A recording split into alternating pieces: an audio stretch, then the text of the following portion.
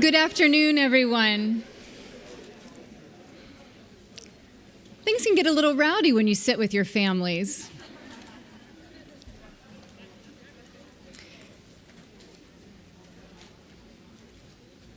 You are here. We are here. I cannot believe this. Welcome.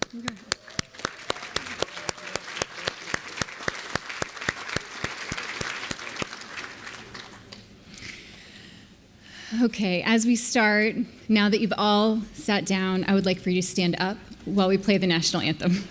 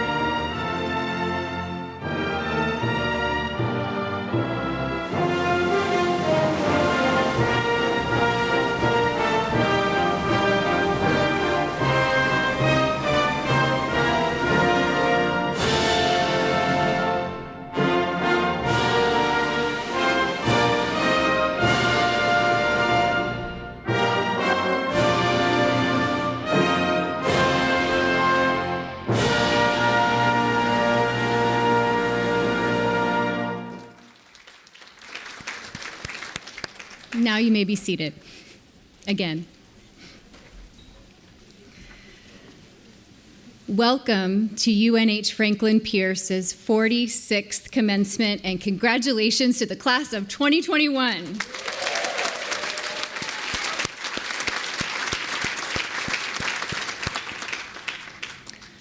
I want to just stop here for one moment. There are those important days in your life where, whether it's a wedding or a graduation and things just happen, boom, boom, boom, and then you think, wait a second, I didn't take just a second to pause, and I want to do that here at the beginning and hear the sounds and feel the heat and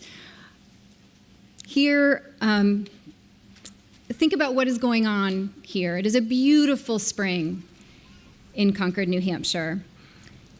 At the school, the tulips and the phlox have been blooming on the lawn, and as you know, in the last few weeks, I've noticed as I look, out my office, out the window, that people have just been lingering, hanging out a little bit more than they have in a long time. I've been seeing Maria Hyde and Molly Jensen walking their dogs. Students picking up their caps and gowns. Matthew Livy we ran into each other in the door while he was doing that. In the last month or two, people have been stopping to talk at the reception desk with Katie Mosher, Jonathan Dean, John Mirabello chatting with professors in the hallway. And somehow I seem to keep running into Keith Kevelson inside, outside all the time. And it is wonderful to see so many of you who've been gone this year back these days. Shireen Bhatia, who has been somehow making phenomenal food during this pandemic, I've watched on Facebook, is back in New England, and she said it feels like being home.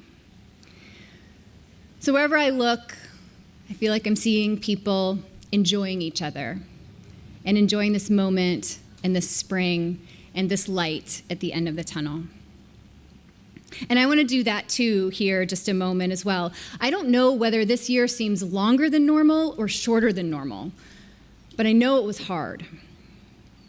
I know it was hard for all of you, and not how you envisioned your last year of law school, but you made it. I am so proud of our faculty learning to do what they do best in new ways, and I can tell you always with your best interests at heart. of our staff, which ran a law school from their kitchens and their living rooms and spare bedrooms, and without whom our entire operation would come to a grinding halt. And I want to take a moment to thank Dean Lauren Berger and our commencement team, who has done an incredible job planning this day for you. So let's take a moment to thank Dean Berger.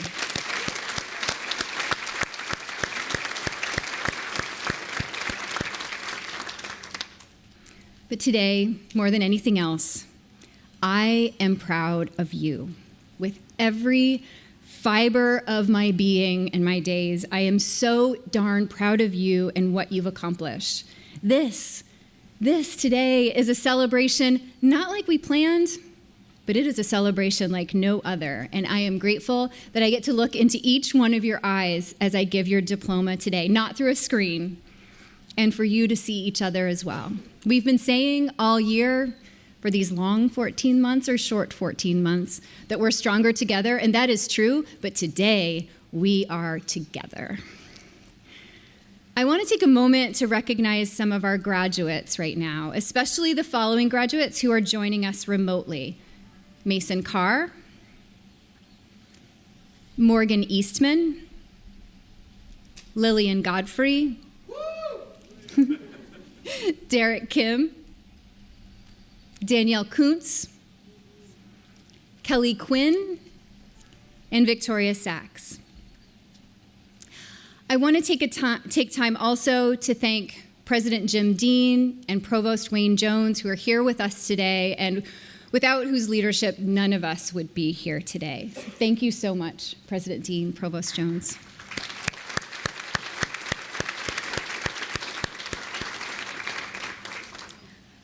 I'd also like to thank the Board of Trustees of the university system in New Hampshire. The board has done an incredible job of oversight throughout the pandemic, and we thank them for their dedication at a time when the principles of higher education are more important than ever. Okay, so what family members of graduates do we have here with us today? And this includes chosen family. Can you stand up?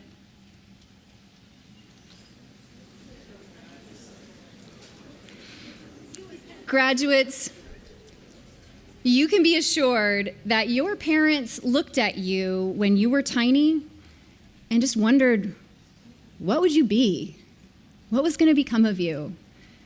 They may also have wondered if your ears were ever going to flatten out or if you would ever eat vegetables. But your family has helped you learn to read and write. They've taught you the value of an education. They've celebrated with you your successes, and they've mourned with you your disappointments. So let's take a moment to thank your families and friends for all they have done for you over these years.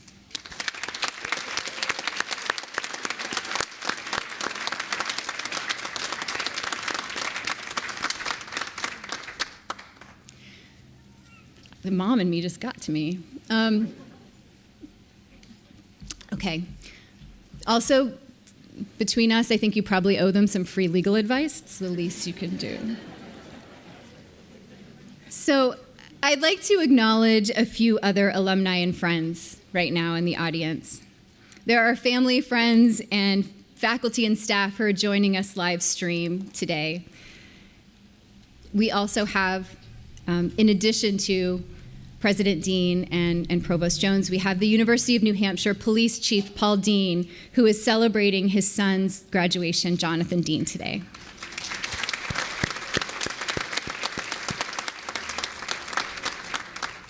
And we also have with us Nicholas Mignonelli, class of 2017, who is celebrating his brother, Chris Mignonelli, today.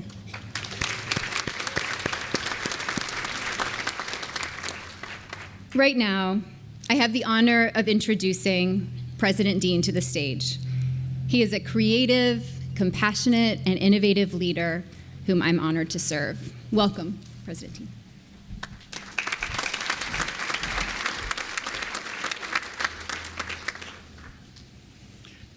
Thank you, Dean Carpenter. I'm really delighted to be here. It's my great privilege to join you in celebrating the class of 2021. Congratulations once again, graduates. We're all so incredibly proud of you for what you've accomplished. I'm particularly delighted that we are among the very few institutions in New England where our graduates and their families are able to gather in person for commencement this year. And I must say that you've taken the idea of gathering with families to a whole new level. Well done. I love the PODS idea. It's a wonderful testament to your hard work in keeping our UNH community safe and healthy. So thank you, everyone. A degree from the University of New Hampshire Franklin Pierce School of Law signifies achievement at an institution that is highly regarded both nationally and internationally for scholarship and innovation in legal education. It also represents your lifelong connection to a wonderful community of friends, faculty members, and fellow alumni. This celebration is even more special because it reflects your unwavering grit and determination through what has to be described as a global crisis. Your class excelled amid a pandemic that challenged our institutions, our communities, and each one of us at a profound level. And yet, you persevered. You supported one another while you also cared for your families, loved ones, and your friends. And you showed tremendous heart and character throughout. During your time here, you also learned to adapt to a rapidly changing world and to new technologies and ways of working.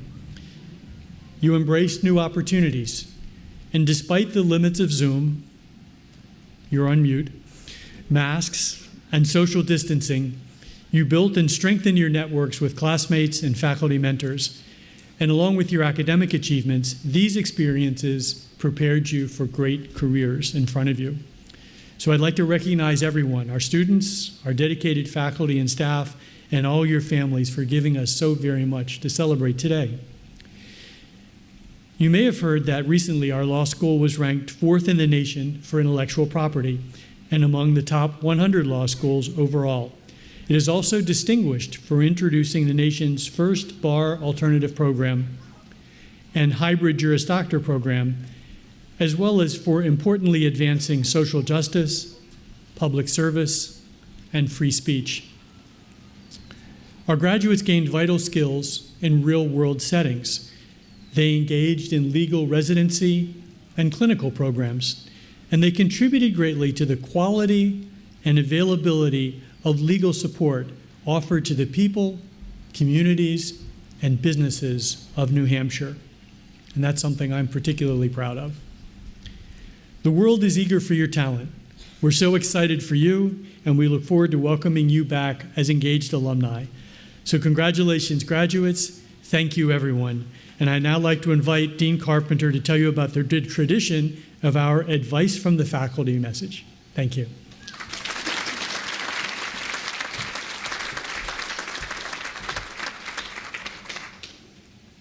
Thank you, President Dean.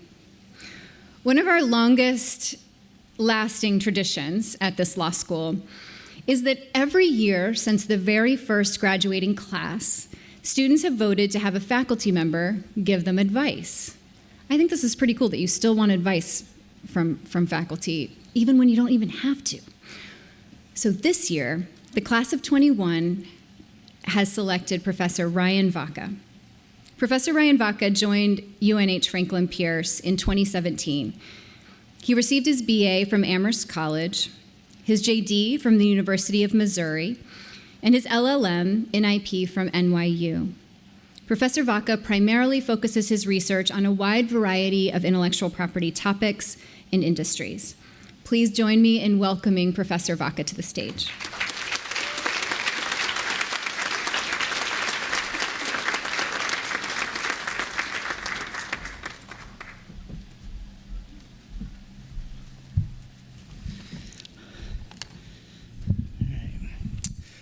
All right, so class of 2021, you did it. Congratulations. And to quote Jerry Garcia from the Grateful Dead, what a long, strange trip it's been. Thank you. Now, for those of you who participated in Law Review or IDEA, I want you to know that I do have a footnote in my notes here with the proper Blue Book citation to that song. But don't worry. Although the legal writing faculty wanted me to focus my remarks today on the importance of proper citations, I did resist. But this speech is not entirely devoid of a discussion about citations. So in fact, it was a citation that really inspired my remarks today. So let me explain. So Professor Bartow and I recently wrote an article about Justice Ruth Bader Ginsburg. And as one does when one writes about the notorious RBG, thank you, we cited all sorts of important legal authorities, Supreme Court opinions, books, and law review articles. But we also cited Vanilla Ice. And as you'll probably recall from his unforgettable hit, Ice Ice Baby, he declared, listen, if there was a problem, yo, I'll solve it. Now, despite the improper mixing of past and present tense in the same sentence, this quote got me thinking about what advice I should pass along to your class as you begin your legal careers.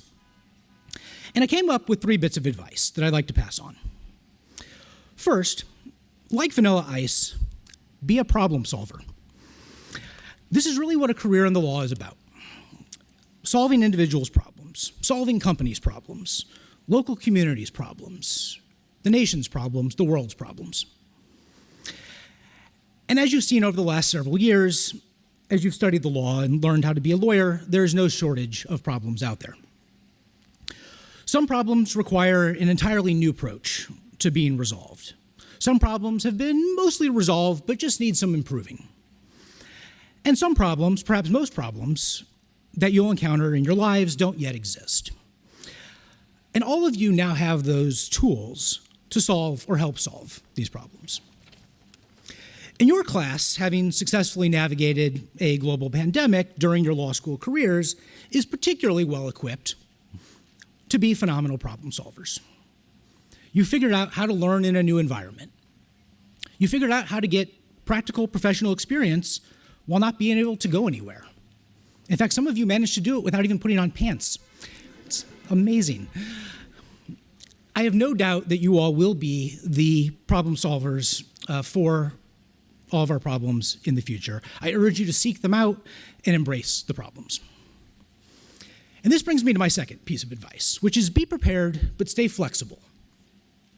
So many of you are type A personalities, right? You're planners, so the preparation part isn't going to be difficult for you.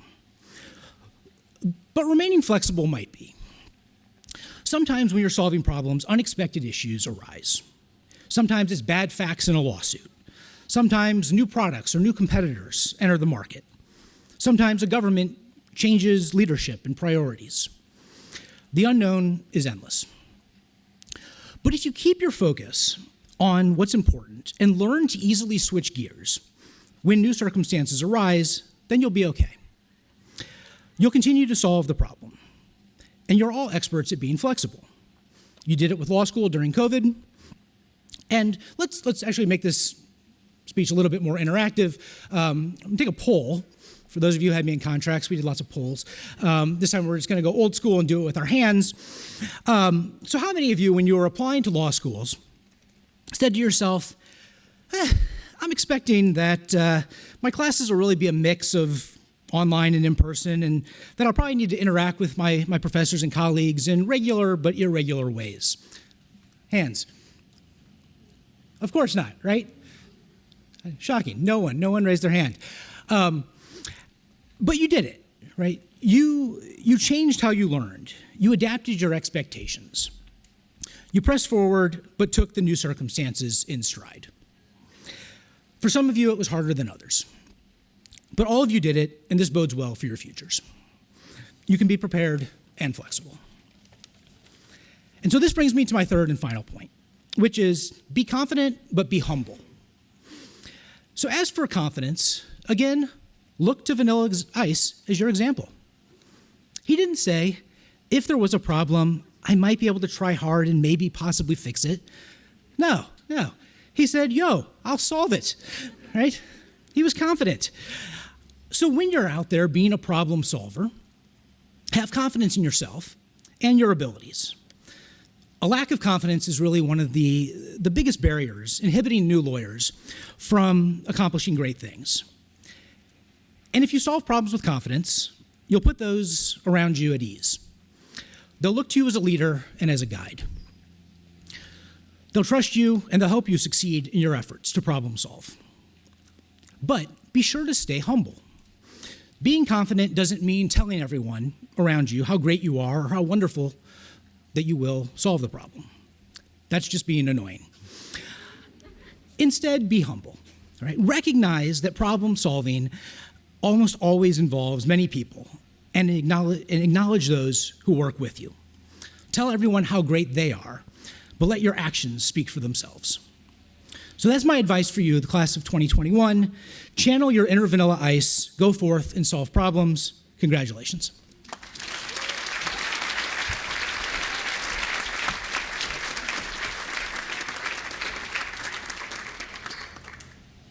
Thanks, Ryan. I would now like to introduce our graduate student speaker, Omar Vega Albino. Omar was born and raised in Ponce, Puerto Rico. He studied a Bachelor of Science at the University of Puerto Rico in Mayagüez with a concentration in mechanical engineering, where he obtained high honors and was an academic senator. He graduated from law school in 2020 at Pontifical Catholic University Law School, where he was the founder of a student organization focused on inspiring young people through projects and workshops after Hurricane Maria devastated Puerto Rico. During his years of study, Omar made internships at Walt Disney World Resort in Orlando, Florida. He worked at Edwards Life Sciences. He did a capstone project at a cogeneration plant. He worked in the governor's office and at the Puerto Rico Senate, as well as the Legal Aid Society in the Superior Court of Puerto Rico. He started his master's program with us in August 2020, heck of a time to start, and flew home in September to take the bar exam. He passed and was sworn in as an attorney there in February. Today, he is graduating with his master's degree in IP at UNH Franklin Pierce and works for the Financial Oversight and Management Board for Puerto Rico. Omar dreams of being a leader of change for society, especially for young entrepreneurs. Welcome, Omar.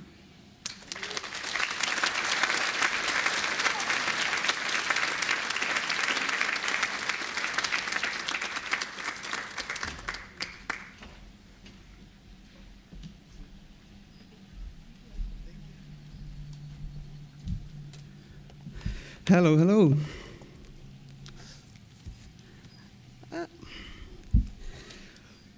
All right, it's not the same when you're here. So we gathered this beautiful evening, and here we are, full of joy and pride. First, I would like to express gratitude to UNH Franklin Pierce School of Law faculty for the opportunity to represent graduate students here today. For me, it's an honor. Second, I should take a moment to say, as a practicing lawyer, that the opinions and the views here are mine and not from my employers. Third, yes, I got a job. However, there is a whole history behind this, a history that is defined by one word, unfortunately. There was a lot of unfortunately. Thank you for applying for this position. At the moment, we cannot consider your application. That sounds familiar, huh? Well, unfortunately, because it's a word that I received most during the process of becoming part of the professional world. Unfortunately, because there were many failed attempts. Unfortunately, because anxiety consumed me. Unfortunately, because I doubt myself. Unfortunately, because I was about downgrade my expectations. However, you may think, wow, so many failures. Absolutely, but anyone can never say that I gave up. They may blame us for how many times we fail, but they don't know how many times we keep trying with perseverance and determination. The reality is, what is the way that we must follow? We don't know. But we will build that way step by step. I took my time to remember where I start. Thank you. That young man, all excited, determined to leave his footprint in the path. That young man who, surely, many times they will say to you, and that young man who, decision after decision, was building that path that brought him here. And today is the day.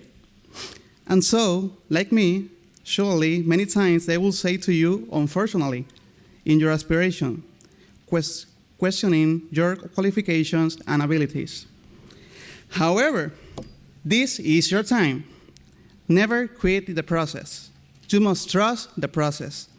There is greatness in the mere fact of daring. That includes accepting the overwhelming feeling of failure. In this journey that we are building decision after decision, the fear is present, but hope is alongside the fear in every step. We have so many reasons to feel proud. Since we start this academic journey, we know who we are and where we want to go.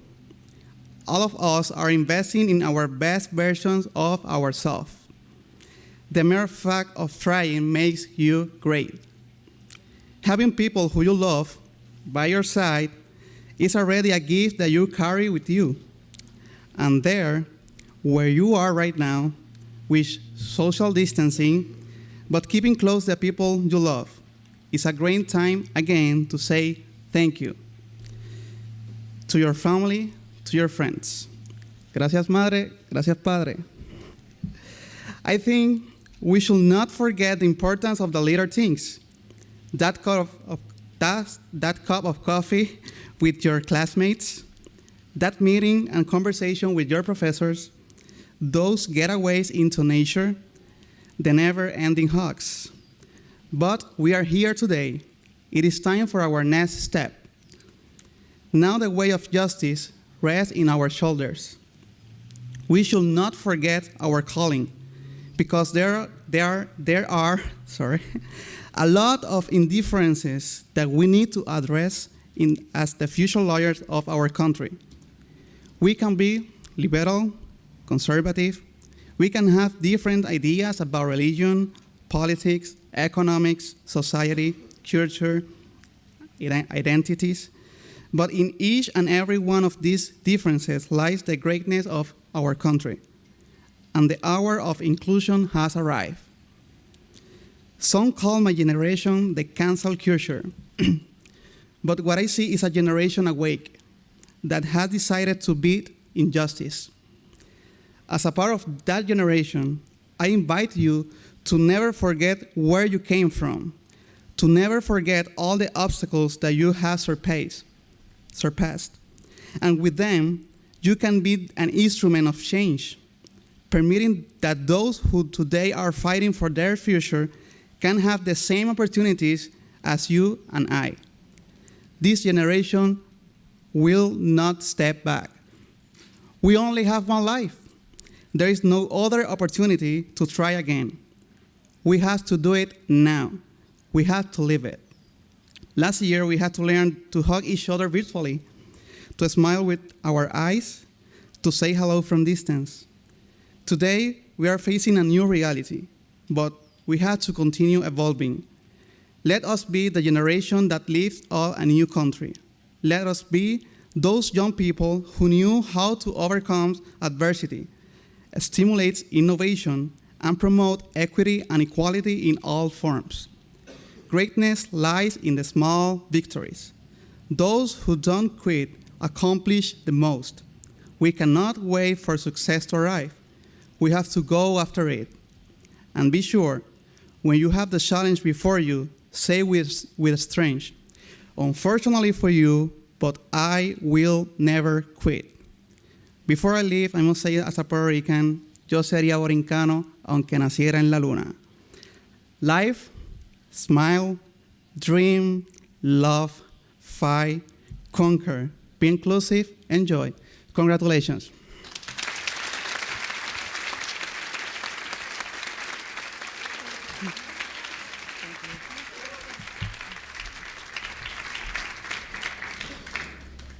Muchas gracias, Omar. I would now like to introduce our JD student speaker, Jennifer Lyon. Jennifer grew up moving around the world with her Air Force family, and now she is settled in New Hampshire with her husband and 5 children who've supported her this time in pursuing her dreams. During her time at UNH Franklin Pierce, she completed the Daniel Webster Scholar Honors Program and served on the UNH Franklin Pierce Law Review. She also worked with the U.S. Attorney's Office, Rockingham County Superior Court, She and Finney, the ACLU of New Hampshire Immigrants' Rights Project, and the New England Innocence Project. I don't know how you find the time to do all of those things. Welcome, Jen.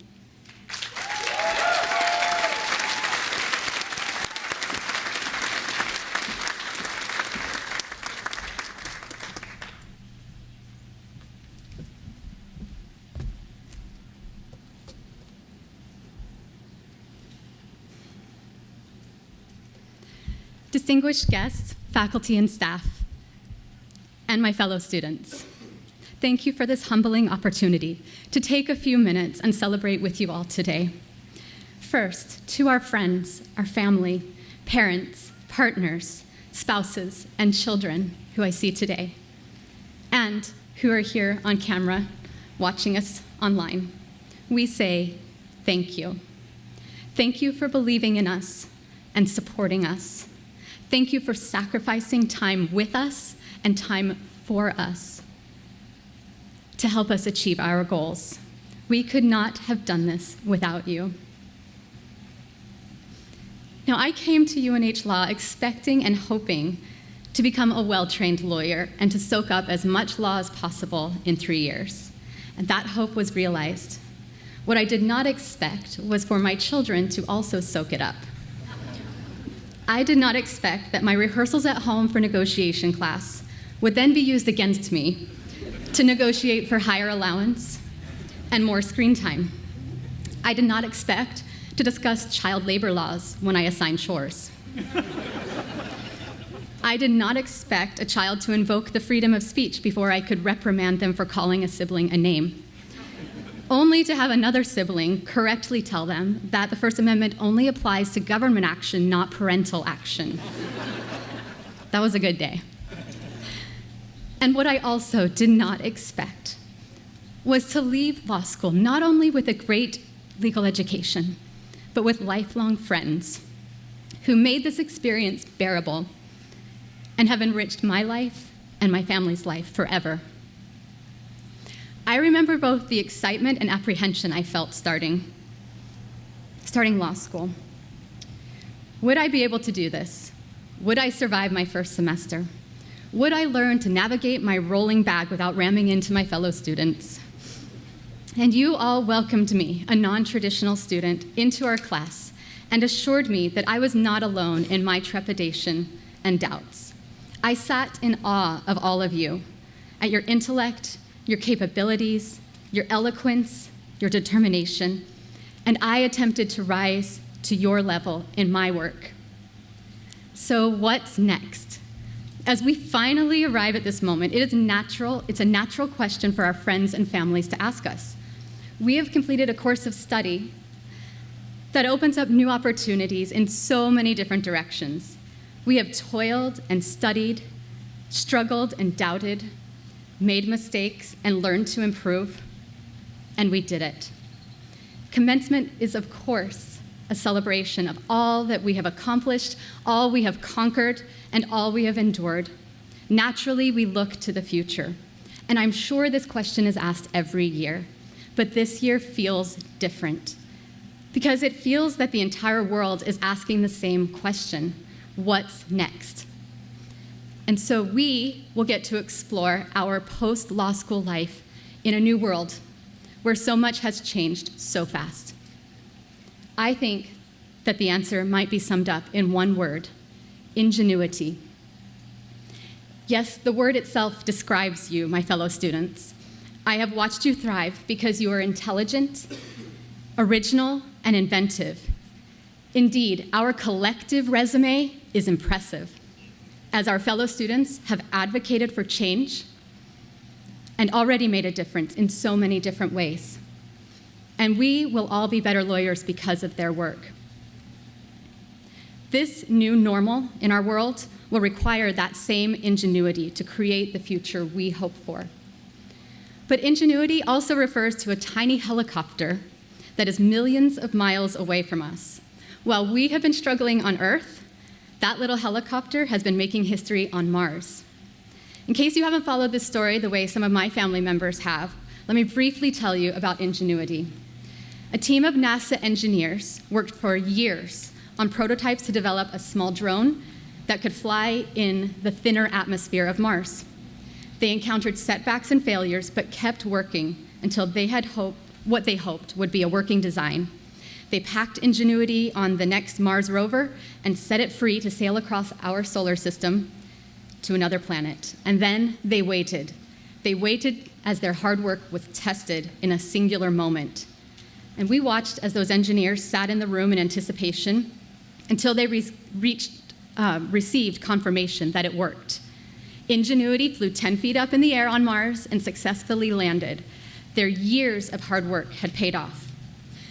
Then the team leader in the room, Mimi Ong, for whom I have enormous respect and admiration, gave a short speech to her team.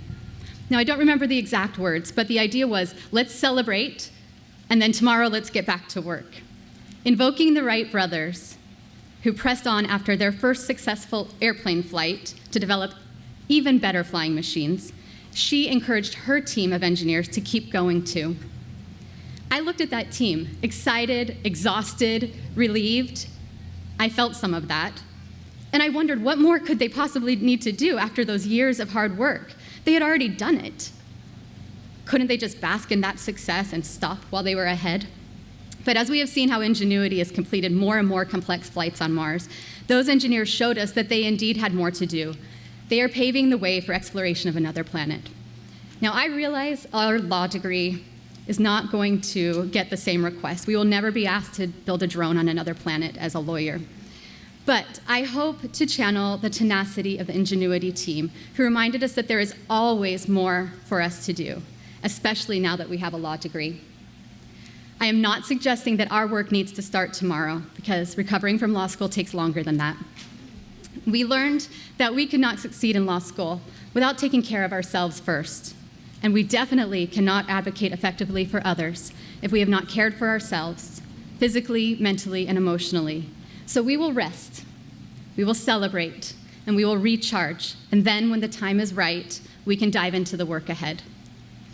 And our legal training has prepared us for that work.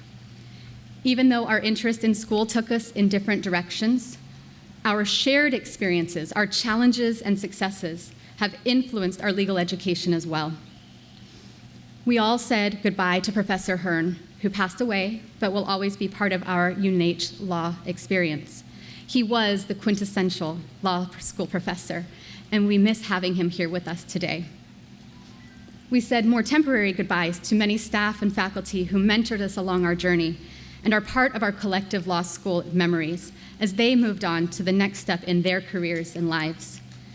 We have suffered personal loss, challenges, and disappointments, but we have also found joy in new relationships, marriage, and birth. And of course, half of our law school experience occurred during a pandemic, which will always be a shared memory. Our search for the perfect study spot on campus became a search for a quiet place with good Wi-Fi off campus. We learned to prioritize what was truly important. Perhaps our weaknesses and mistakes became even more recognizable in the suspended time of a pandemic, but we relied on our strength and resilience to help us improve and continue on. All of those experiences now become part of our identity. They are part of our legal training. I know our reasons for seeking a legal education are as varied as our personal backgrounds. I applied to law school with a deep admiration for the law, the tools it offered, to help solve individual and societal problems. As an 8th grade teacher, I loved talking about the Constitution, how it was based on the notion of a nation governed by and for the people, by and for all of us. But in the last 3 years, perhaps like some of you, I confronted my own ideas, beliefs, and biases, and examined them in the eyes of the law, measuring them against justice and equity. While the plain meaning of our legal texts may seem clear, in context, we find the terms ambiguous and still unfulfilled. In the light most favorable to the least favored in our society, racism still exists inside and outside of our institutions.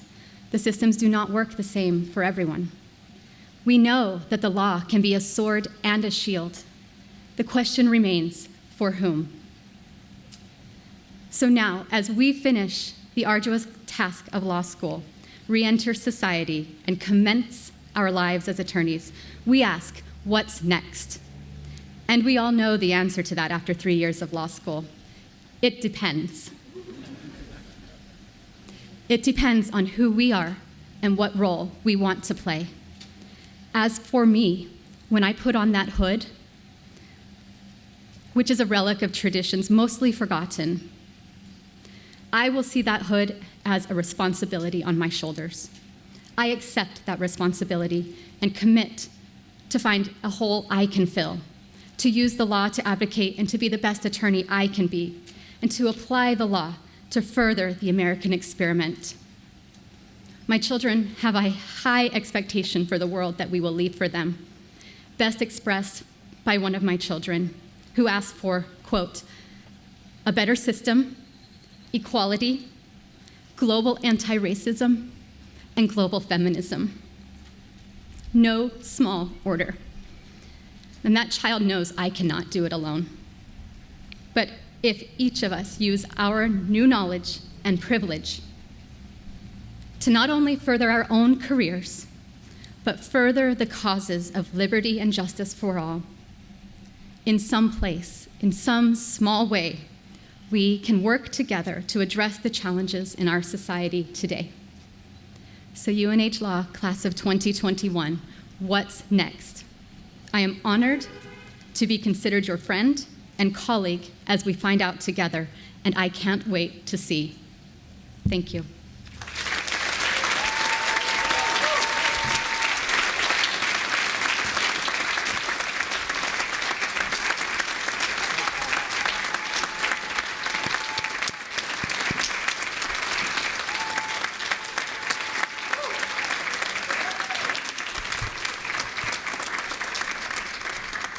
Thanks, Jen. We're honored to have 3 recipients of honorary degrees this year. Philip Johnson is the founder and principal of Johnson IP Strategy and Consulting. He previously served as Senior Vice President for IP Policy and Strategy for Johnson & Johnson, and before that was Chief IP Counsel. He joined J&J in January 2000 after 27 years in private practice, where he specialized in intellectual property issues that affect major pharmaceutical, medical device, and consumer product companies. Phil has served in a variety of leadership roles in professional organizations. Just a few of them include Chair of the Board of Directors of the American Intellectual Property Law Education Foundation, President of Intellectual Property Owners Association, President of Association of Corporate Patent Counsel, and others. Phil regularly testifies before both the House and Senate Judiciary Committees about issues like patent law reform, abusive patent litigation, patent eligibility, IP-related sovereign immunity. And he served as a member of Chief Judge Michel's Advisory Council on Patent Reform, and was recognized in the Congressional Record as a member of the Minority Whip's Kitchen Cabinet for the America of Invents Act. Phil's awards are numerous and include induction into the International IP Hall of Fame by the IP Hall of Fame Academy in 2017. Perhaps his greatest accomplishment, however, is the fact that his daughter graduated from UNH Franklin Pierce. We'd like to invite Philip Johnson to the stage to be hooded and to give a few remarks.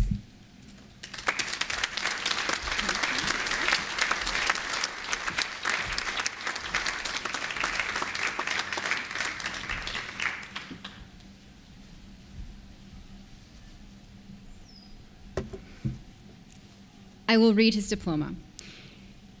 University of New Hampshire Franklin Pierce School of Law, upon the recommendation of the Dean and faculty, hereby confers on Philip S. Johnson, in recognition of his path-breaking leadership in revolutionizing the practice of intellectual property law in the healthcare and consumer product sectors, the honorary degree of Doctor of Laws, and all the rights, privileges, and honors pertaining to this degree.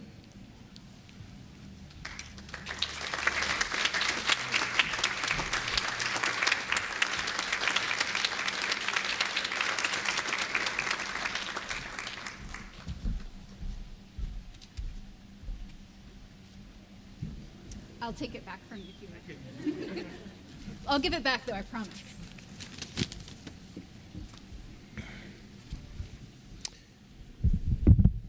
Thank you.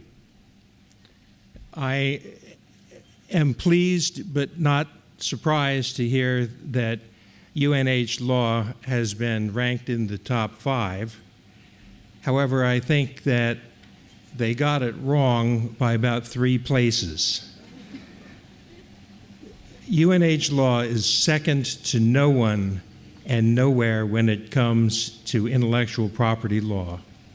And I speak of that from extensive experience in my career. You have nothing to worry about. You are the best. And that will serve you well going forward.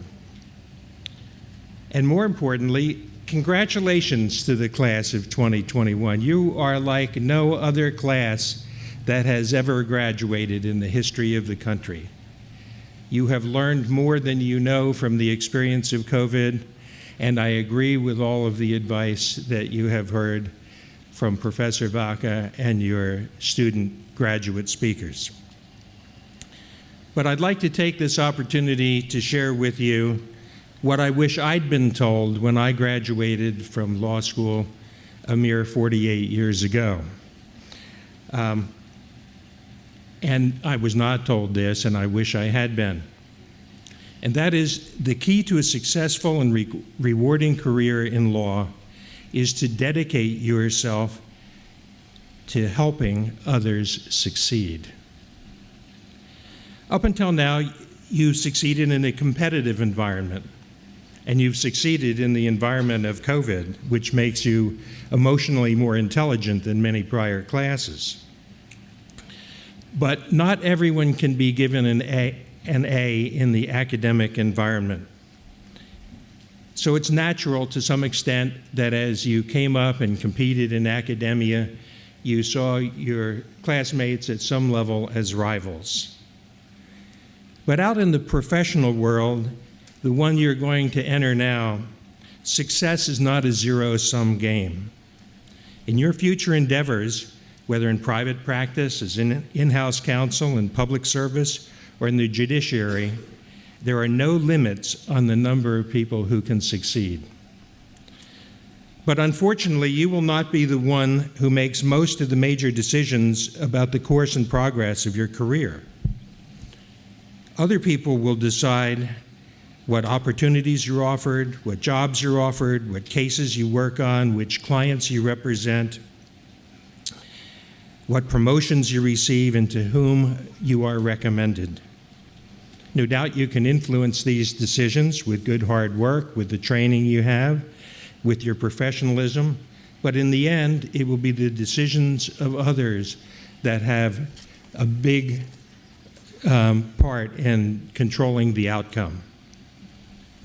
But what is within your control is the ability to help others succeed.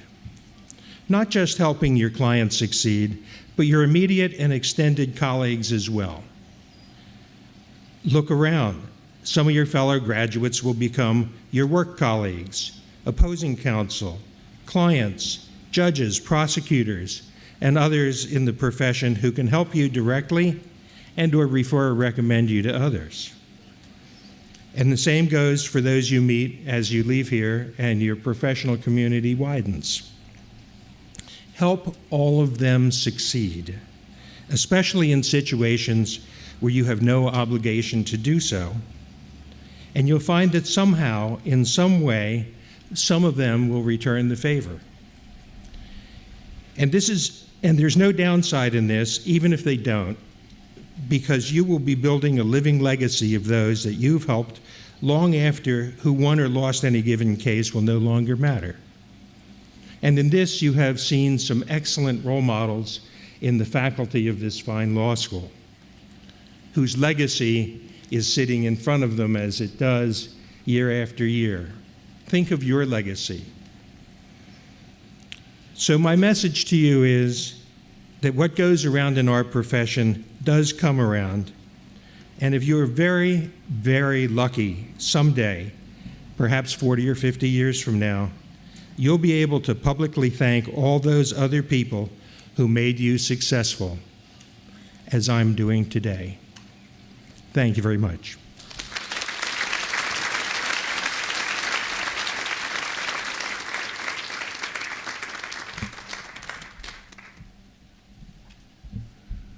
Thank you so much, Phil.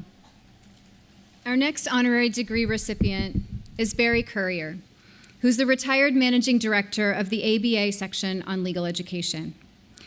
He recently retired from his role as managing director, and he led innovative movements across legal education. The Office of the Managing Director of the American Bar Association section of legal education and admissions to the bar manages the approval and accreditation of law schools in the United States. No small feat. Previously, Barry Currier was the president of Kaplan Legal Education and dean of the Concord Law School, which was a pioneer, or maybe the OG, in online legal education. It's kind of if you think about, there's a movie where there are all these people in it who it's their first, acting role, and they all go on to be stars. That's really what happened with Concord Law School.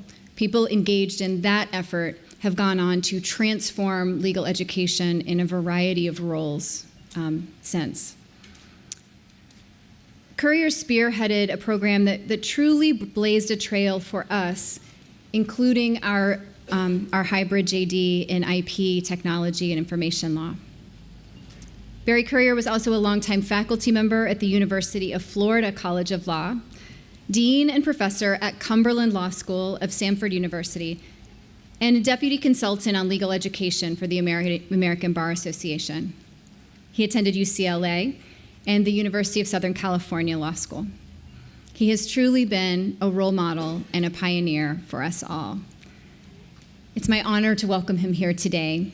Barry, if you could please join me on the stage to be hooded.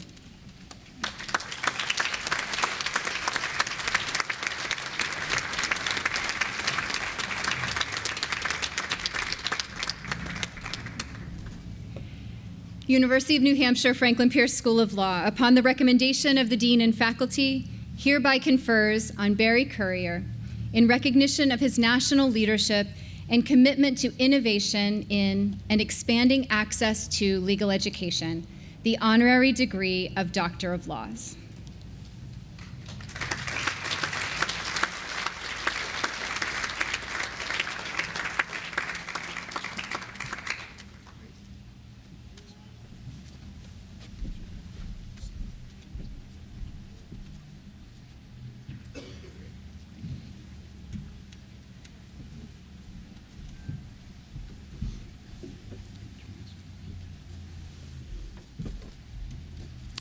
Thank you very much. I graduated from law school 50 years ago this month. It's been a privilege to be a part of the legal profession, and I hope that wherever your journey takes you with your JD or other degree that you're earning today, that you can say the same thing about the opportunities for service, the opportunity for your own personal success that I've enjoyed 50 years from now. Thanks to the president, the provost, Dean Carpenter, my friend Dean Carpenter, and the faculty of this law school for this honor. I'm truly grateful.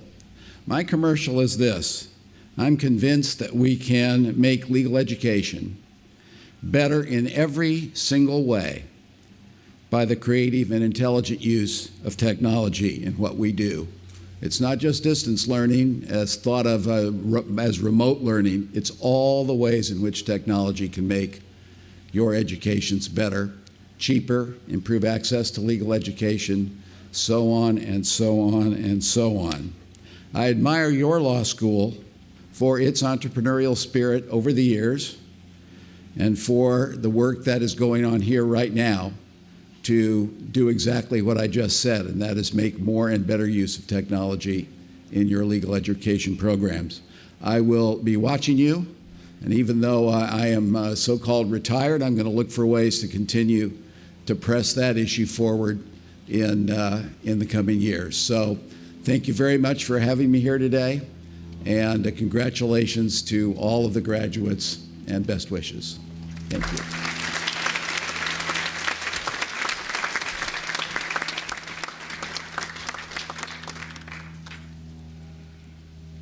Thank you, Barry.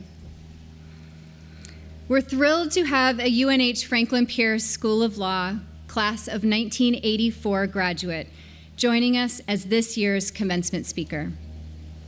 Richard Wilder is General Counsel of the Coalition for Epidemic Preparedness Innovations, CEPI. CEPI is a global partnership between public, private, philanthropic, and civil society organizations. It's been at the forefront of global development and distribution of vaccines for COVID-19 and has partnered with the World Health Organization and Gavi on COVAX, the effort to accelerate the development and manufacture of vaccines and to guarantee fair and equitable access for every country around the world. These efforts are already having a significant impact. Ghana was the first country to receive shipment of the COVAX vaccines, and these shipments are expected to be the largest vaccine procurement and supply operation in history. The COVAX facility plans to deliver close to 2 billion doses of COVID-19 vaccines this year to make sure that all citizens around the world, especially those from low to middle income countries, have access to vaccines. Previously, Dick served as Associate General Counsel in the Global Health Program at the Bill and Melinda Gates Foundation, responsible for providing legal support in a range of projects for the development and delivery of drugs, vaccines, and diagnostics in the developing world. He has also held positions in IP policy at Microsoft and as Director of the Global IP Issues Division of the World Intellectual Property Organization, which is a specialized agency of the UN in Geneva. He's a proud UNH alum, and we're happy to welcome him here today.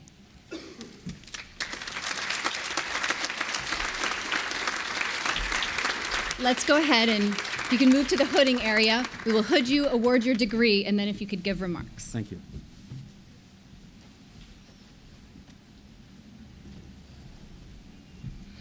University of New Hampshire Franklin Pierce School of Law, upon the recommendation of the dean and faculty, hereby confers on, excuse me, wrong one.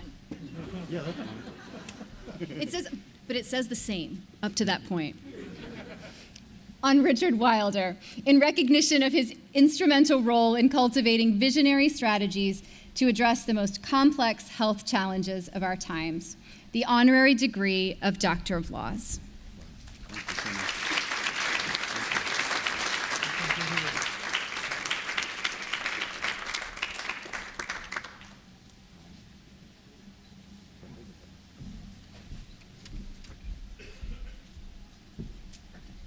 I'll take it. And I promise I'll give you back the right one. Thank you. After.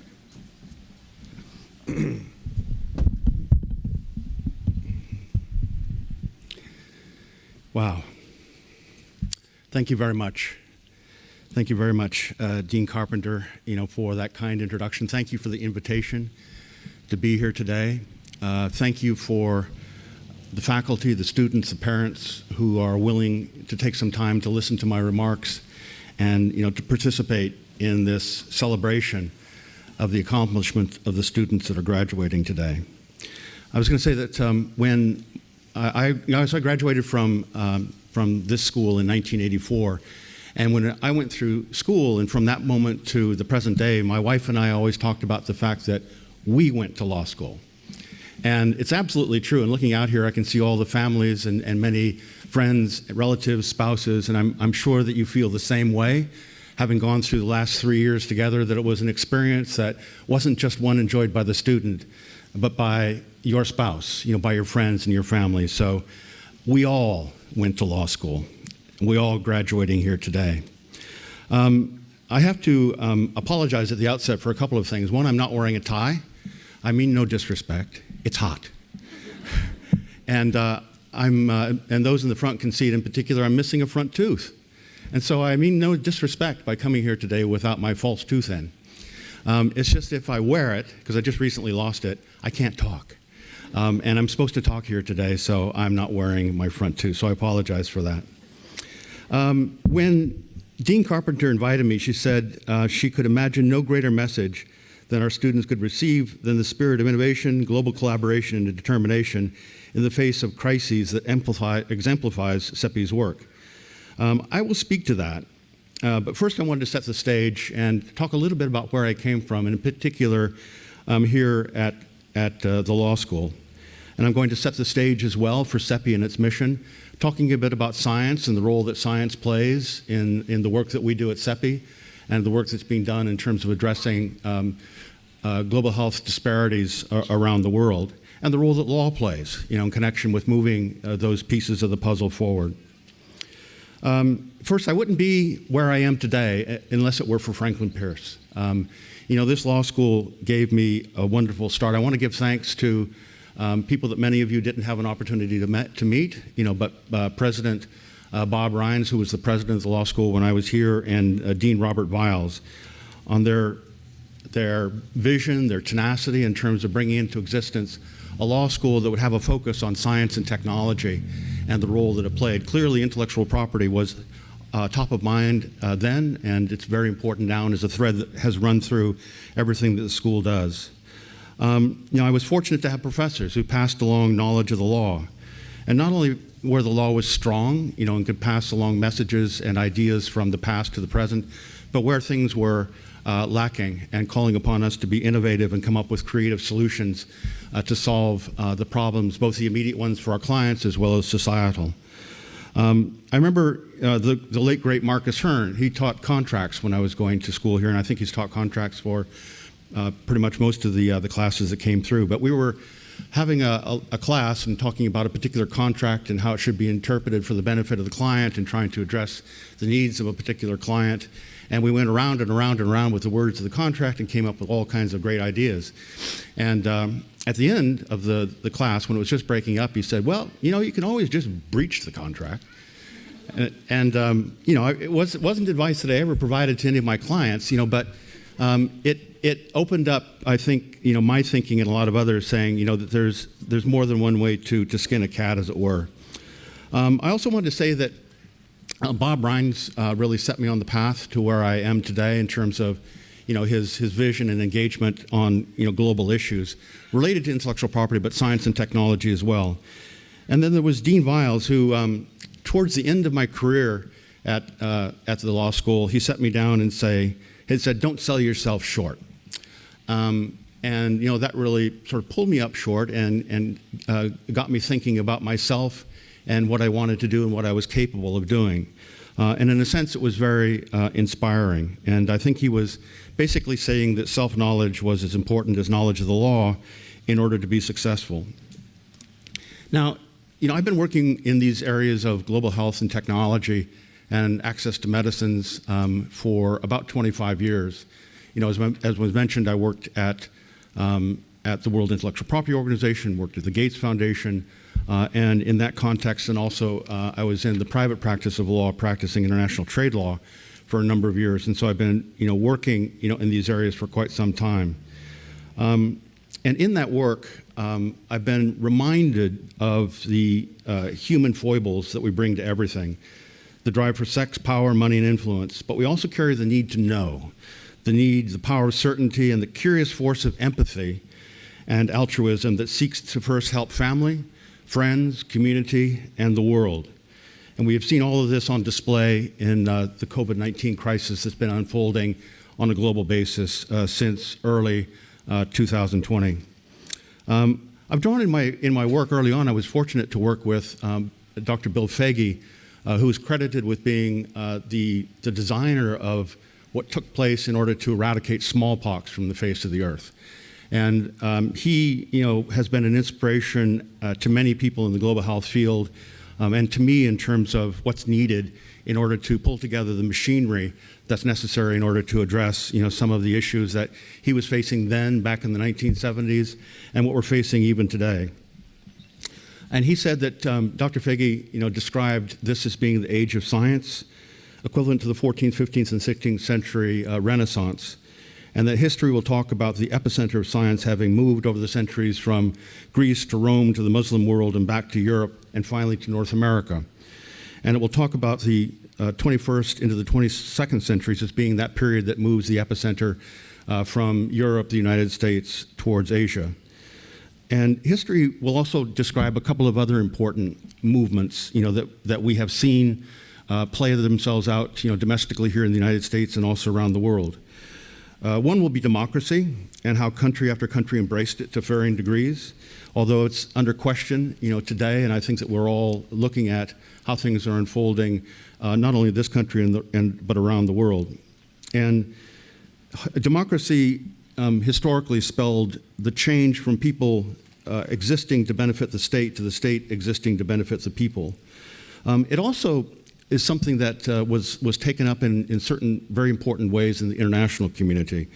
About 75 years ago, countries with various systems of government came together, to create the UN system, formed the World Health Organization, and other international organizations. And regardless of the system at home, they agreed to base decision-making on the basis of democratic principles. And we've seen that today. One of the things that's ongoing in the World Trade Organization is a debate around, whether intellectual property rights should be waived in light of the challenges that we're confronted with respect to the development and access of vaccines and drugs and so forth. And in that context, that is in the World Trade Organization, they make their decisions on the basis of consensus. So it's slow and messy, but what means is that at the end of the day, you come up with an arrangement, both a decision as to whether to take some legal step within that organization, but also how it's going to be implemented on a global basis in order to address, the real problems that we have to address. So these three forces, science, democracy, the other point I was going to make is that over the last 2 decades in particular, and I would say we've seen it pretty significantly over the last few years, that there's been a struggle over the pursuit of a balance of freedom on the one hand and equality on the other. The two tend to be incompatible in the sense that if you give people absolute freedom, soon 20% own 80% of everything. But if you insist on absolute equality, you're going to have to curtail freedom in order to achieve that. This has been a perennial sort of balance that has had to have been struck by societies over a number of years, and we're seeing that play itself out today, again, domestically and also internationally. How is it that we're going to be able to ensure that we get the right outcome, the right output and right outcome, while at the same time ensuring that people have individual liberty to pursue the things that they need to do in order to achieve those desired outcomes? Was planning on talking on a couple of other things that I'll probably just go through rather quickly. I wanted to first make reference to a point that Isaac Newton made that I think is important for us both in thinking about how science itself develops and how we think about ourselves and our roles that we play in society. And I say that both from a perspective of science and engineering, but also in law. So he is credited with having said that if I see further, it's because I stand on the shoulders of giants who preceded me. Well, we know now that that was a statement that he proved the point of when he made it, because he was really plagiarizing someone else who wrote, this is Robert Burton, wrote in The Anatomy of Melancholy, a dwarf standing on the shoulders of a giant may seem further than the giant itself. The difference is that Burton gave credit to the person who originated that particular concept, which is the poet Lucan, 1600 years earlier, who wrote, "Pygmies placed on the shoulders of giants see more than the giants themselves." Now, my point is not to denigrate Newton, pygmies, or dwarves, but rather to say that we all have to redouble our efforts to both understand where we've come from in terms of what we've learned and who we've gathered that knowledge from, but how it is that we're then going to be able to pass it on to others for their use, so that we have this continuation of innovation and creativity, building on what's been done before while giving credit as to where things came from. The other point from Roger Bacon is a rather more simple one, and this has to do with some activities that he was engaged in that involved Pope Clement, and this was in the 13th century, but looking into ways in which, science, which was a nascent concept at the time, was being evolved and developed and could be done in a manner that was consistent with the needs of humanity. And in one report that he made to the Pope, he said that man cannot be saved by science alone. He said that science lacks a moral compass. And his warning against subordinating morality to science is an important lesson for those of us that work in the law, and in particular, the law as it applies to science. Now, turning to the work I've done and trying to put some of these concepts together, one of the activities that I was involved in, I would say early on in the work that I did in global health, was working with the Bill and Melinda Gates Foundation. And this was back in around the year 2000, early 2000s, let's say, when they were beginning to make significant investments in research and development in the field of global health, and doing so by making grants directly with industry. And so trying to figure out some of the fundamental ways that they were interacting with the university sector, with government, with companies as well, where those investments could be made, but you could give specific definition as to what the desired outcome was going to be. And so the legal constructs around how we did that were extremely important, I would say, both in a seminal sense in terms of setting the rules of the road, but then also specifically in the agreements that we struck. So in the seminal context, or seminal sense rather, we developed something called the Global Access Policy, and I'll just read it. It's the same now as it was 20 years ago. Global access requires that the knowledge and information gained from a programmatic investment be promptly and broadly disseminated, and the funded developments be made available and accessible at an affordable price to our intended beneficiaries. And so this carried with it the notion that you would, and we're following the same thing at CEPI, where I work today. And this concept is something that carries with it both the notion that you want to be able to publicly disclose what it is that's being created and where it came from, to be able to enable science as it progresses to take results of work that was done by one and then pass it along and develop it and make progress in that fashion. But also importantly, it carried with it the notion that it was entirely possible to set up an arrangement whereby we could bring together investments from government, investments from the philanthropic community, from the Gates Foundation, as well as the participation of industry, to agree to an approach whereby new vaccines, new drugs could be developed, where there may be some commercial benefit in the form of the intellectual property that arises from that development, commercial benefit in the sense that the drugs and vaccines developed could have a commercial market, in addition to benefiting people in low and middle income countries suffering from neglected diseases or tropical diseases. So I was proud of being able to participate in that activity. We also we've had experiences in dealing with these kinds of issues, I would say quite intensely over the last 20 years.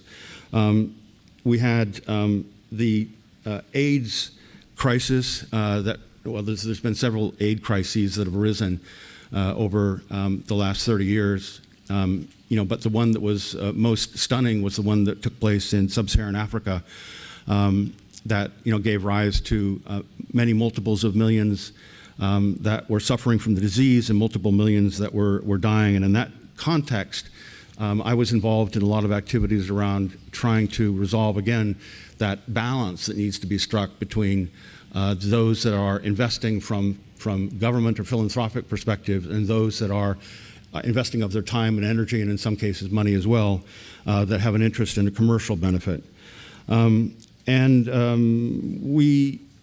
We've also seen instances over the last few years with respect to the outbreak of Ebola in West Africa in 2014 to 2016. There were similar problems that arose at that time in the sense of there having been some early investment in the development of vaccines against that disease. But because of a lack of investment to take them over the finish line, they weren't readily available at the time of that outbreak, and so it actually was much worse than it needed to have been. And it was a recognition of that being much worse than it needed to have been that was the impetus for the creation of a number of institutions, including CEPI. So CEPI, the organization I now work for, came into existence in January of 2017, so we're quite new. But it was in response to the fact that there was a need for an organization that would be able to stand up the development of vaccines, to do so very rapidly when there are new infectious diseases that are emerging. And that sort of fast forwarding, I suppose, to the present era, that really came into focus in December, January of last year, of 2020, when there was a new virus that was emerging out of Wuhan, China, the SARS-CoV-2 virus, the virus that causes the disease COVID-19. And at that time, of course, it was a new virus. There was no vaccine. There was a need to rapidly begin the process of developing one. We had, as part of the work we were doing at CEPI, actually begun to develop platforms for vaccine development that would more rapidly be able to develop vaccines and bring them to market, including some based on the mRNA technology that you've heard about that is used for the Pfizer vaccine and for the Moderna vaccine. We had to innovate not only in terms of the approach that we took from a legal sense. So, this was a virus that emerged very rapidly. There was a need for a rapid response.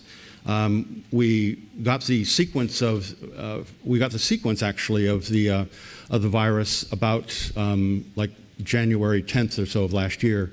And within a couple of weeks, actually, we had our first deal for the development of a vaccine with a company called Moderna, which has now been successful in bringing their vaccine into existence and into the marketplace. So what was remarkable is, and this is, I think, in keeping not just with the spirit of this school, but the way that that I was taught when I went to school here, and the way that it has continued to be taught, is to be innovative, to be creative, and to identify what is the problem, as has been said by other speakers here today. What's the problem in front of you, and what do you need to do in order to solve that problem? So in that instance, we needed to be able to stand up these projects very rapidly. We couldn't go through the normal, 6-month, 1-year process to negotiate an agreement for the development of a new vaccine. So we came up with an approach whereby we were able to actually stand up and sign an agreement in 48 hours to begin the development of a vaccine that was coupled then with a follow-on agreement that would include some of the larger expectations in terms of output and outcome. We also had to innovate institutionally. So, we were charged as the organization that would develop the vaccines. Good enough. And we were, ultimately had and continue to have a portfolio of 12 vaccines that were under development and to bring them forward. But then the question is, well, what do you do once you've developed the vaccine in the sense of brought it through the regulatory processes and it's available to the market?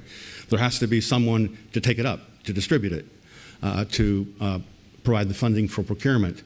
And there were other organizations that were in existence. So there was Gavi, as was mentioned, the Vaccine Alliance, the Vaccine Alliance, that is an entity that is charged and has been in existence for a number of years, is charged with providing funds largely for childhood vaccines to be distributed in low and middle income countries. So they could be the entity that would be able to amass the funds necessary for the procurement of the vaccines for low and middle income countries. The World Health Organization obviously has existed, since the 1940s. It was an organization that was capable of providing the assistance to countries to be sure that they were ready to receive the vaccines once they were developed. And UNICEF, the organization, would undertake to do the actual procurement, that they would procure, arrange for the shipment of the vaccines and so on, to the countries then that were intended to receive them. So we had to not only do, the legal piece of the innovation, at least locally within what CEPI was doing, but then innovate institutionally to be able to bring those institutions together, but not establishing a new institution, but rather a number of agreements that would enable these organizations to work together to do the work that it's doing to be successful. The other piece of it, just to give you a sense as to what those of you that want to be engaged in this type of work, which exists on a global scale, it exists on a local scale as well in terms of the need for innovation and creativity when it comes to dealing with health problems. One of the things that we had to do is recognizing that the companies that were making the vaccines would be reluctant, if not refusing, to enable those vaccines to be used in countries unless issues of potential liability, so indemnification, was addressed. And then the other piece of it was for the people that were receiving the vaccines, there would be a reluctance to receive them if there was this indemnification but no way to address injuries. So we had to stand up and I worked very closely with colleagues from Gavi and from the WHO in particular to stand up a mechanism on a global basis to provide for indemnification for the companies so they would be satisfied that their potential risks were covered in introducing a new vaccine, especially those that we're seeing now that are made available under emergency use authorizations but not full registration.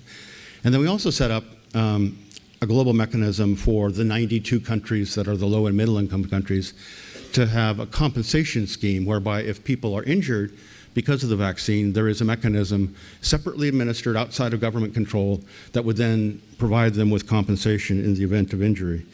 So I'm immensely proud of that work and the accomplishments that we've made, but it's not good enough. I mean, at this stage, and this sort of goes to the notion of, you look at what you've done and said, that you've accomplished quite a bit, and this was Jennifer Lyon's point earlier, that you feel that you've accomplished quite a bit, and so you can sort of step back and take some time to rest and relax. And we've done that to a certain extent, but there's a couple statistics I think that are important, and I'll talk about the implications of them.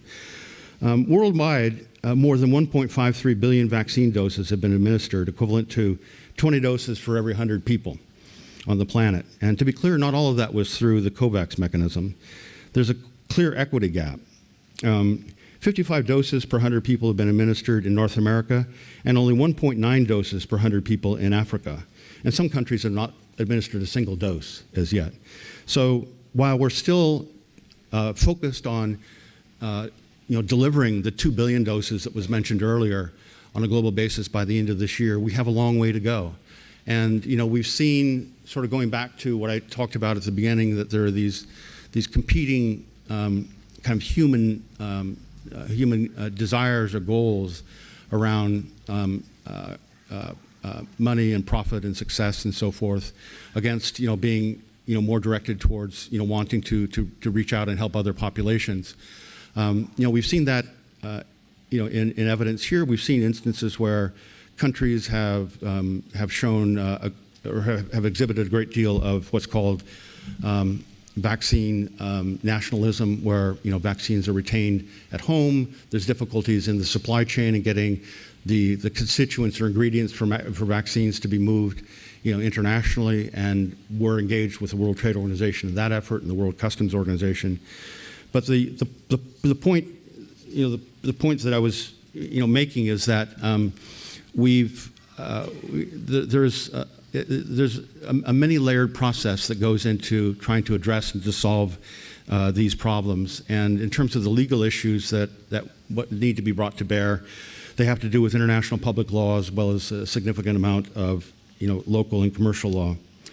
I want to bring this to a close. When I graduated from Franklin Pierce 37 years ago, I've been talking about this with the dean and others, is that there wasn't any concept of what I'm currently involved in practicing now in terms of global public health law.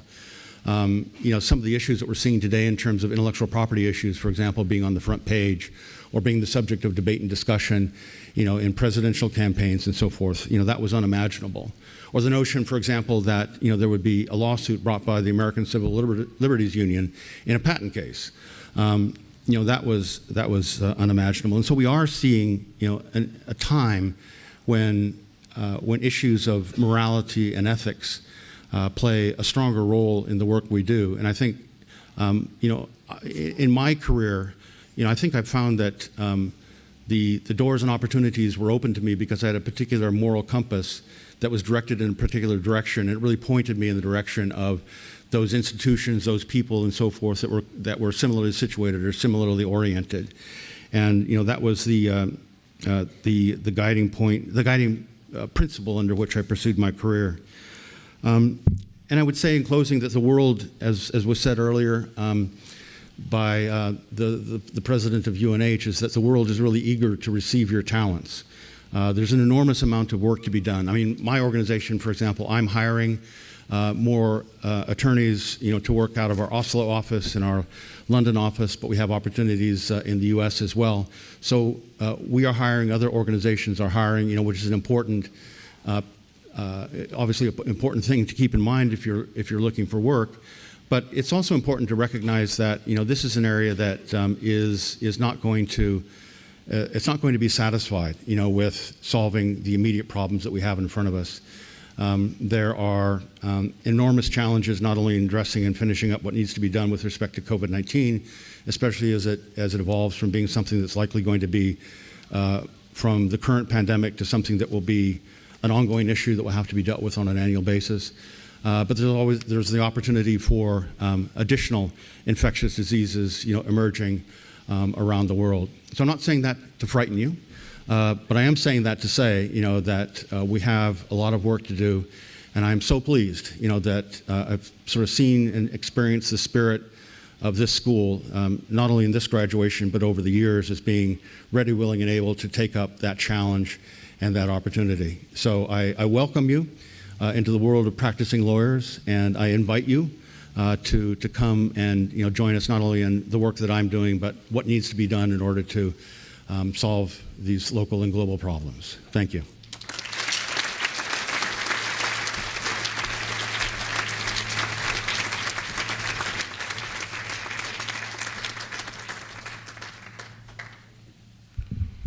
Thank you so much, Dick. We will connect you with our Career Services office.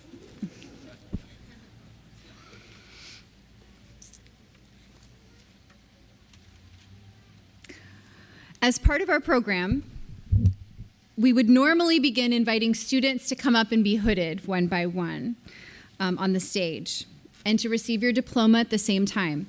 This year, in our personal lives and our professional lives, we've been rethinking all kinds of traditions and doing things in new ways. And so our hooding is an example of one of these. And I'm actually particularly excited about this. You guys can give us feedback and let us know if it goes well and if this is something we should keep post-pandemic. So what we're going to do, and you will notice that your hoods are present at each of your seats.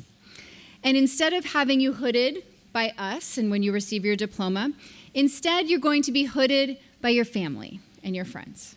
So you can choose one or two people, or everyone can join in on the process. And I'm a big fan of the symbolism here because I also am a big fan of puns. So it's like your family has your back. They're also going to stand there and hood you from your back. Yeah, my family thought that was dumb also. So guess what you're going to do is to place the hood around the shoulders of your graduate with the V at the front. So I'm going to, Dean Putnam and I are going to demonstrate this right now.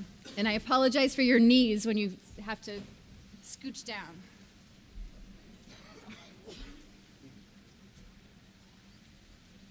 Okay, that's how it's going to go. And you're going to want to take time to take pictures, go out to the pond. Don't do that. We're just going to hood everyone and we're going to move right on. So right now, if you could stand up. And if you could hand your purple hood to your guest or guests that you'd like to assist in your hooding, you may hood your graduates.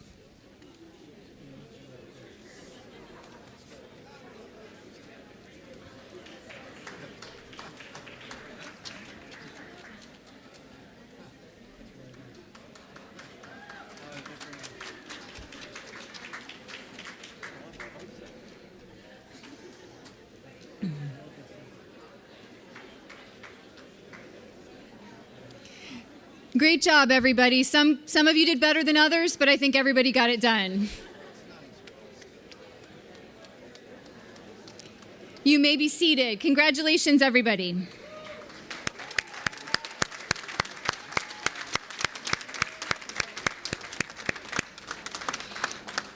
We will now begin awarding degrees. Professors Sparrow and Brooks will guide students to the side of the stage, and I will welcome Lauren Berger, Assistant Dean for Students, and Matt Grady, Assistant Dean for Registration and Records, to assist.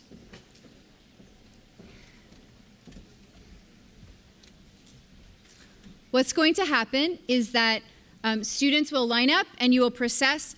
I will hand you your diploma as you come forward. You'll come this way. I'll hand you your diploma. I'm going to be wearing gloves, so you're welcome to shake hands. If you don't want to, that's also fine. Elbow bump, fist bump, awkward silence, it all works. We've all become comfortable with an uncertain world right now. And then you'll stop, take a pause for a quick photo, and you'll come right on over, shake President Dean's hand. Again, fist bump, high five. And then we'll kind of move through that way. Don't forget the photo will be taken as soon as I hand you the diploma. So right now, will all of our Juris Doctor candidates and master's degree candidates joining us both here and at home, please stand.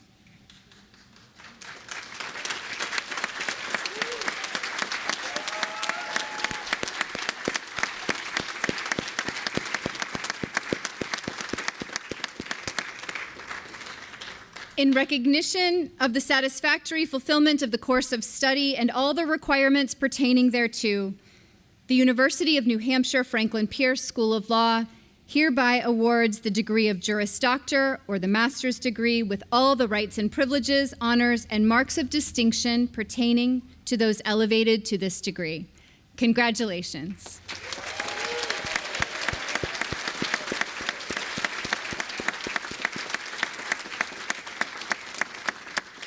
You may be seated.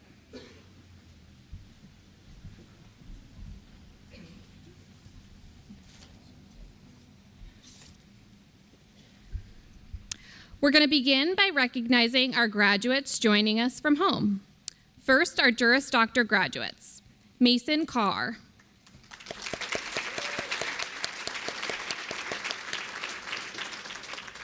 Morgan Eastman.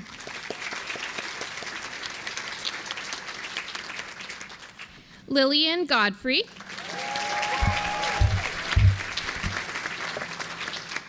Derek Kim. Danielle Kuntz. Victoria Sachs.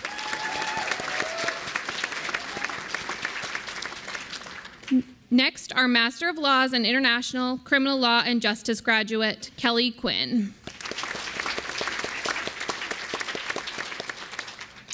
We will now begin by recognizing our Juris Doctor graduates. Matthew Bartlett.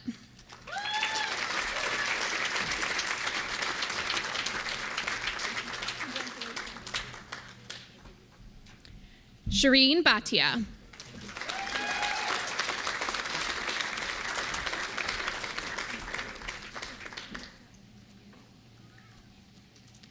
Joseph Bociccio.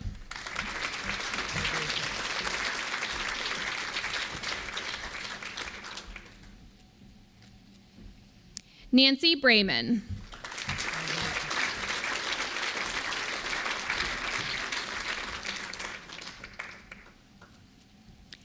Haley Breedlove.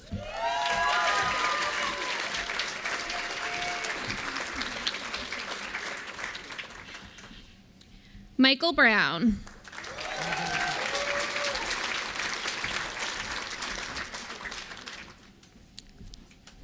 Trevor Brown.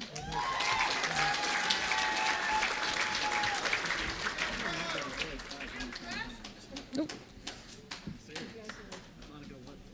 Nicole Brubaker.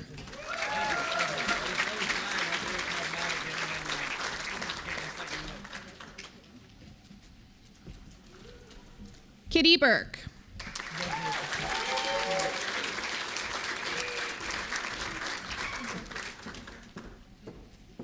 Peyton Bruno.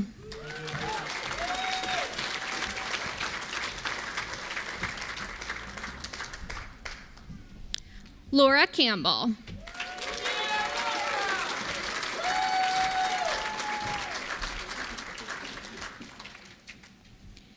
Jaron Castranio.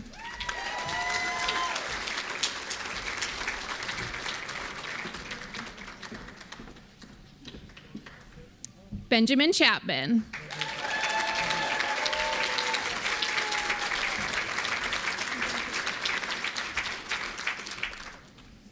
Adrian Coase.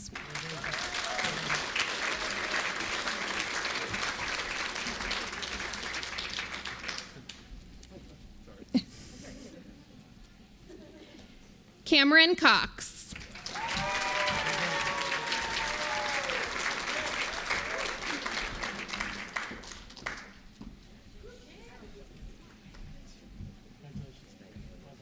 Sofia Cunha Vasconcelos.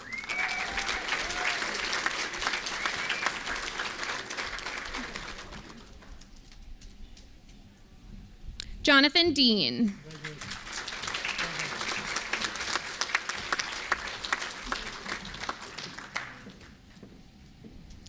Daniel Divis.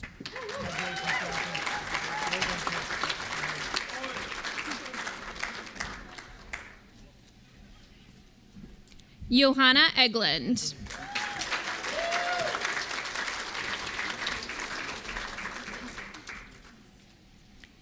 Amber Ezel.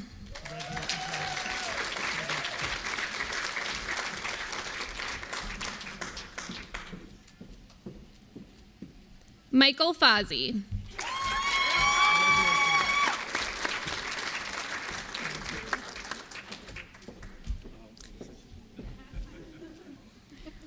Meredith Four.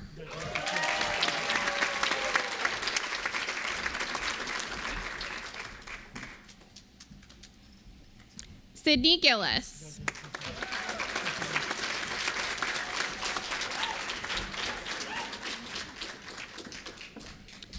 Christopher Gluick.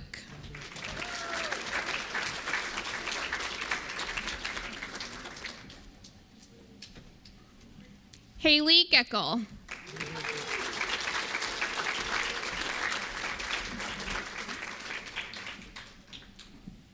Garrett Hall.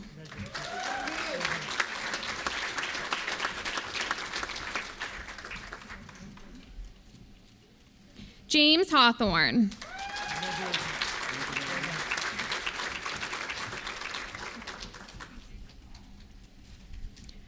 Kurt Hopman.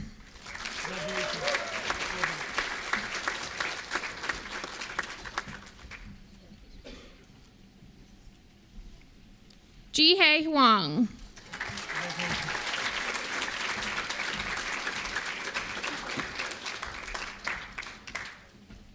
Maria Hyde.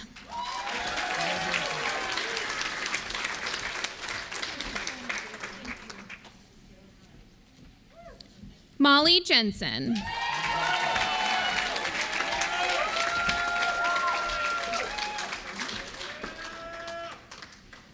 Christopher Jones.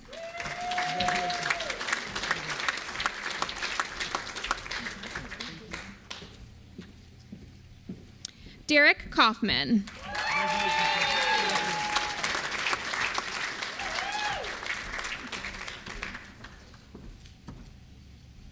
Cynthia Keeley.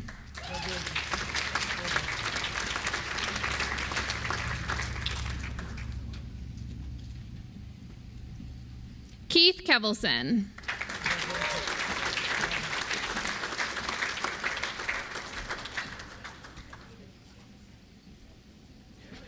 Autumn Kish.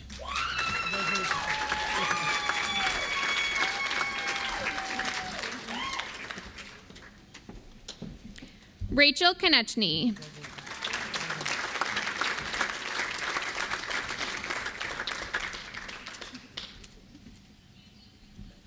Matthew Livy.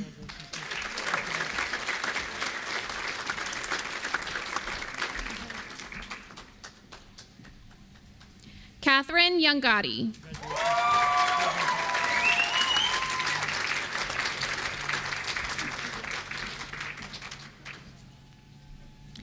Jennifer Lyon.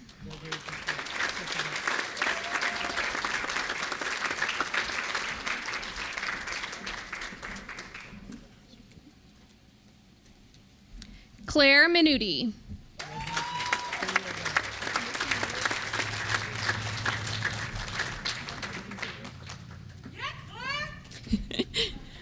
Austin Lorch.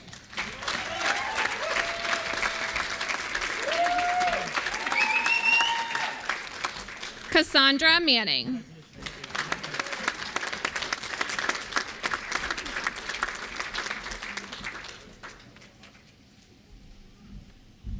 Hannah Marrow.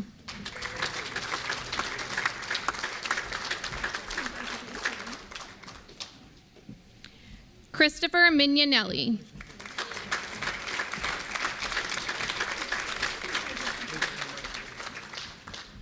Matthew Minuti.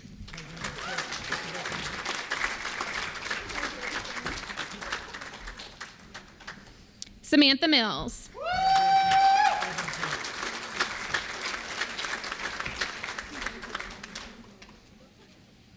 Katie Mosier.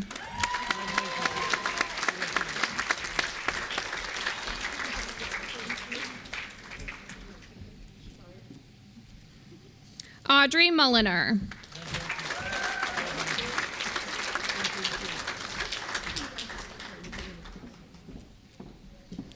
Caitlin Purdy Murphy.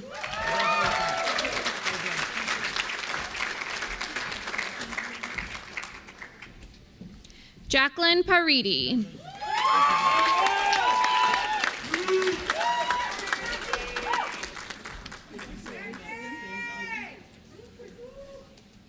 Theodore Rand.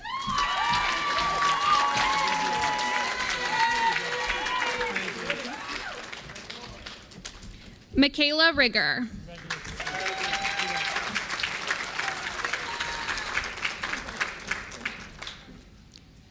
Jacob Rhodes.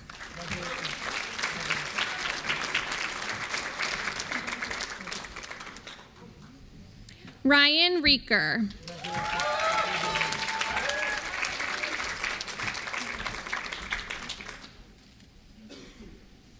Ian Rossi.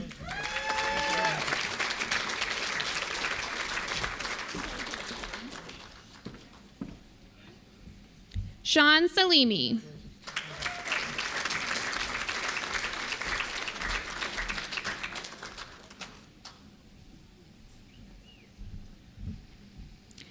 Jack Salvatore.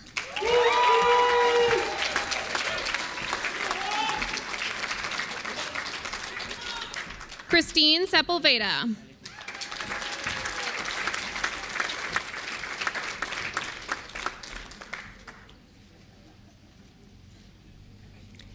Kara Skogsholm.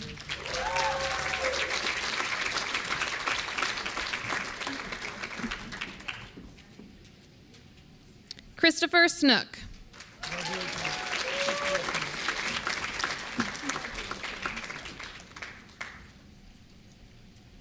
Nicholas Tella.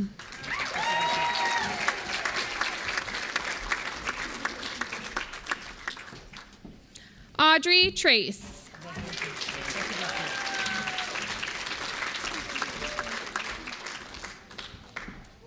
Ari Vanitoff.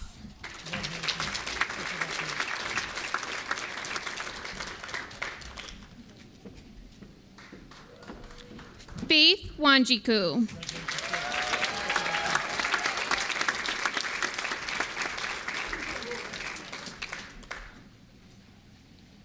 Colleen Yoder.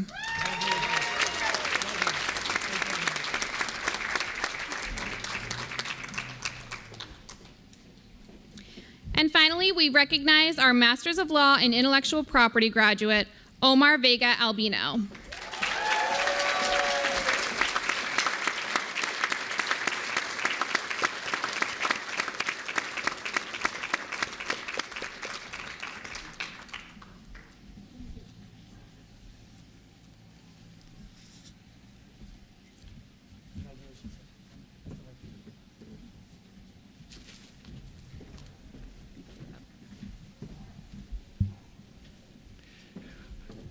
By authority vested in me as president of the University of New Hampshire, and in recognition of the satisfactory fulfillment of the courses of study and all requirements pertaining to the degrees awarded, I now confer upon you all the rights, privileges, honors, and marks of distinction pertaining to those elevated to these degrees.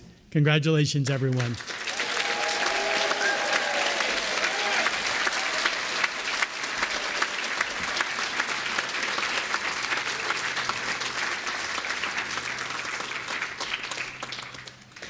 When my son started kindergarten, he asked me, "How long does this last?"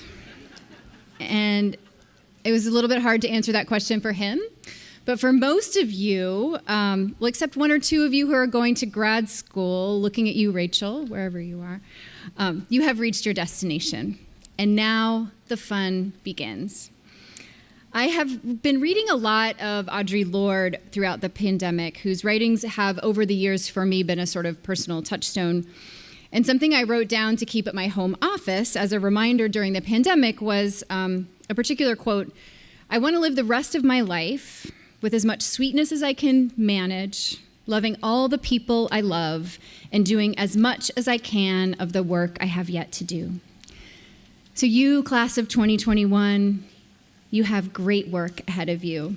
There are clients out there waiting for you who need your expertise to stand up for them, to help them realize their dreams, to figure out what fairness means, to help turn chaos into clarity.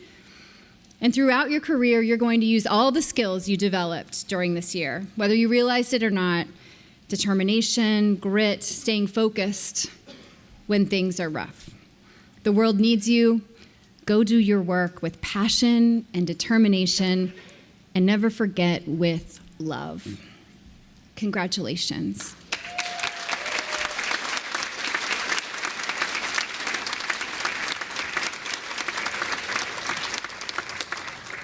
And also, you can leave with a cupcake.